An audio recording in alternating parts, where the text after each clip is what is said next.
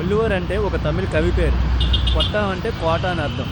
దీన్ని 1976లో కరుణానిధి గారు తిరువల్లువర్కి గుర్తుగా కట్టించారు. రీసెంట్గా స్టాలిన్ గారి గవర్నమెంట్ రెనోవేషన్ చేసి మళ్ళీ ఓపెన్ చేశారు. మనకి తెలుగులో నన్నయ్య తిక్కన ఎర్రన ఎలాగో తమిళంలో వల్లువర్ కూడా అలాంటి వాడు. నన్నయ్య మహాభారతాన్ని తెలుగులో అనువదించారు. అలాగే వల్లువర్ కూడా ఎన్నో గ్రంథాలని తమిళంలో అనువదించారు.